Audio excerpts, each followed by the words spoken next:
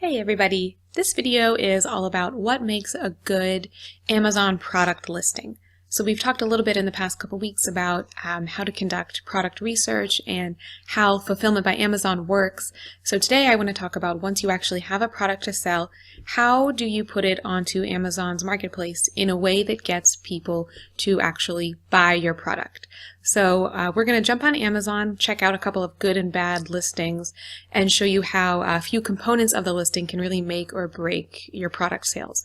So we're going to go over the title, the bullet points, the photos, and the description section of the Amazon listing page. Okay, so let's jump on Amazon. Okay, so here we are on this Amazon listing. It's not my product, it's just something I came across that I thought was a good example of a great product listing. So you can tell it's a private label product. It's sold by this company here and fulfilled by Amazon. So let's talk about the first thing, the title. This is a great title because it stuffs as many keywords as possible into the title while still being readable and understandable. So I think the max characters Amazon allows you to have is 250 characters in your title, I want to say right now. So you want to put as many of your keywords as possible that can fit into the max character amount while still being a nice readable and understandable title. So here we have pineapple core, banana peeler, strawberry huller. The most common things that people would search for are the keywords that you want to put into your title, and you want to put the most important keywords into the front, into the beginning part of your title. You often cannot change your title once you set it when you're making your Amazon listing, so try to make it as good as you can the first time. The next thing I want to go over is, of course, you want to have it be listed as a Amazon Prime, which means you're using Fulfillment by Amazon.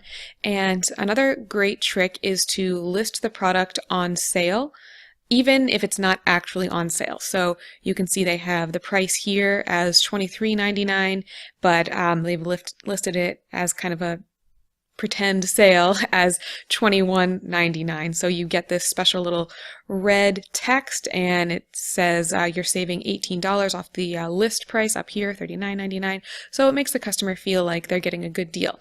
So you can set a sale price and set the beginning and end dates of that sale. So I usually set it for like a year out so that it stays there all the time.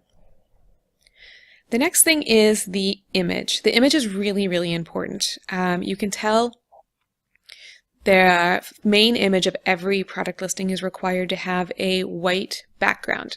So don't worry if you don't know how to do photo editing or if you don't have Photoshop or something like that. There are lots of free services, well, not necessarily free, but there's lots of really inexpensive services online, like Fiverr.com, for example, where you can pay $5 and someone will remove the background of your photo within 24 hours or something like that. So it's not something to worry about if you don't know how to do photo editing. It's pretty easy to get a white background on a photo. The important thing about the main photo as well is you want it to be zoomable. So if I scroll over it, you can zoom in on all the details of the image. So in order to do that, I believe it needs to be at least 1,000 pixels on the longest side of the image.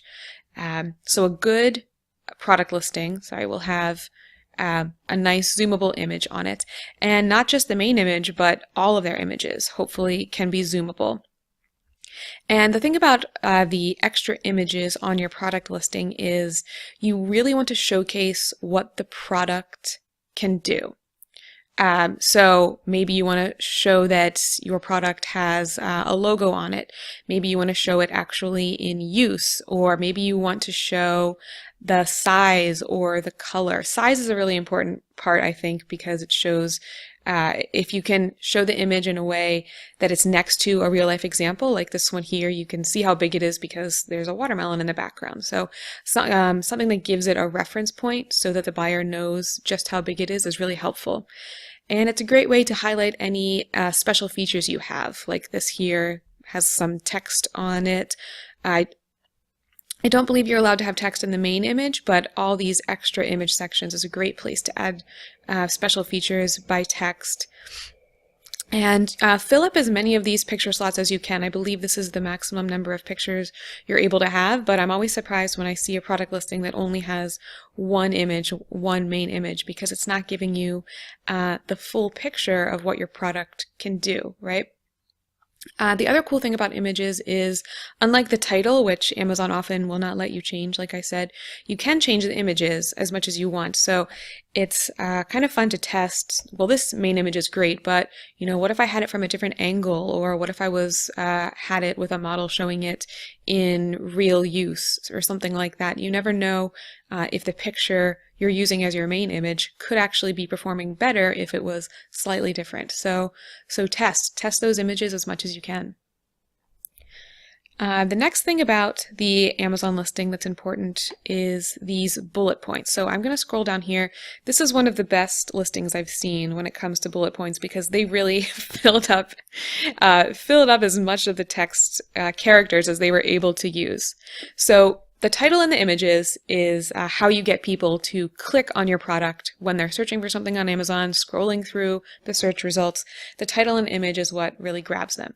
But the bullet points on the page is really what gets them to buy. So it's less about attracting people and more about explaining in as much detail as possible how your product solves their problem.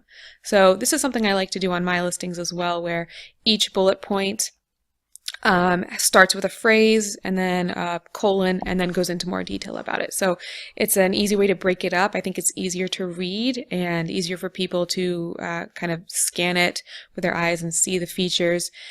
So I think in the bullet points as well as the title, putting in as many keywords as possible is a really good idea, but like I said, probably less important in the bullet points because you're trying to get people to buy, you're not trying to get people to find your product. So bullet points is a great way to differentiate your product from your competitors' products. You can really make it fun and really get into detail about how great your product is and what all of its interesting features are, and again, how it solves your customers' problems.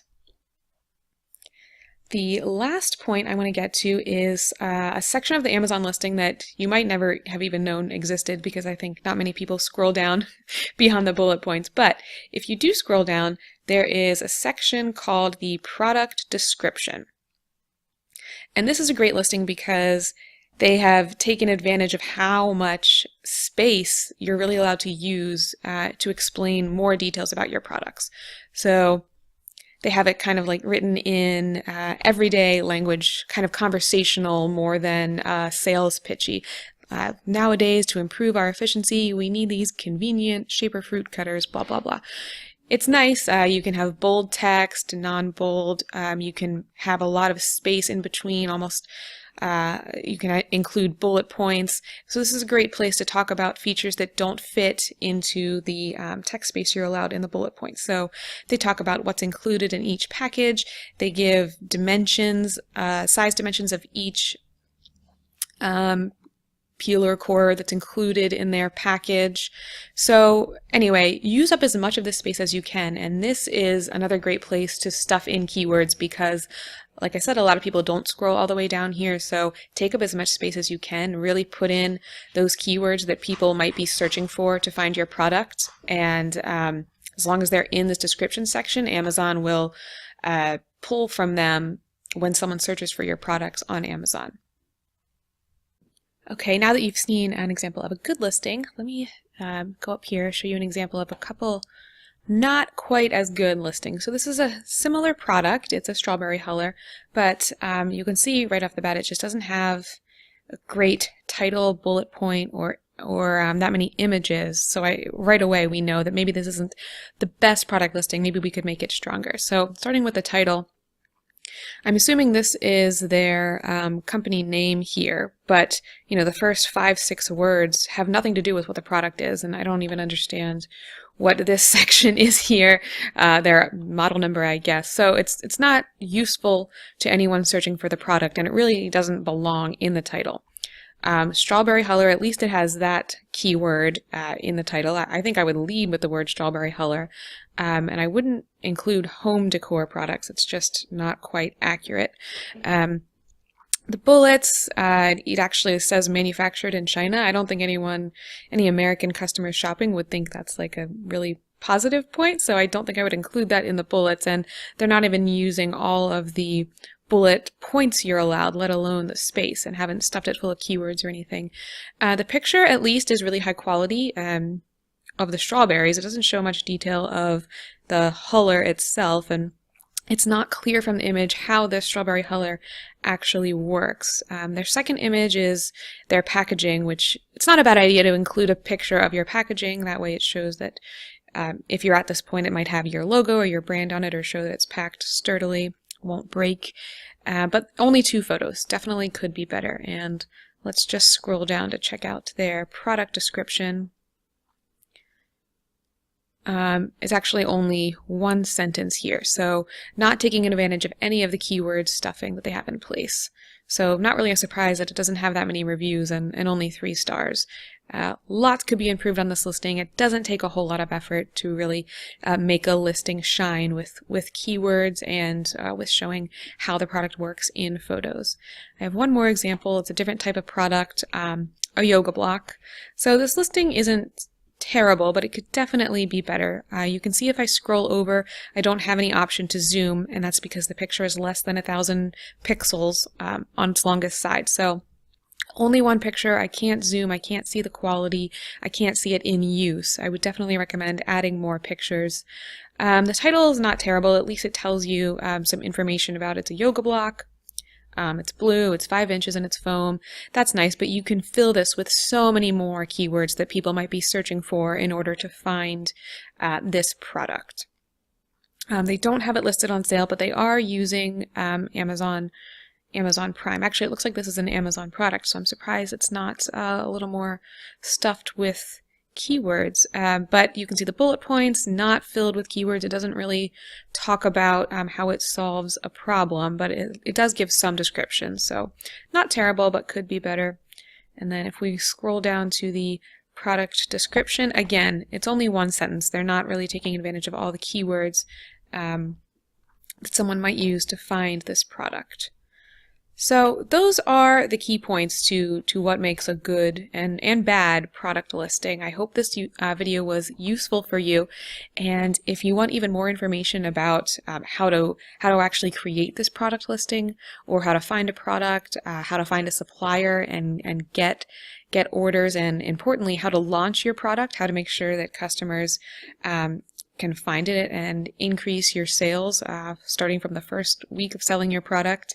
The FBA Life Launchpad enrollment period is open until August 2nd, so a few more days. Just go to projectgoldilocks.com/enroll and you can sign up for the course. Thanks, guys. I'll talk to you soon.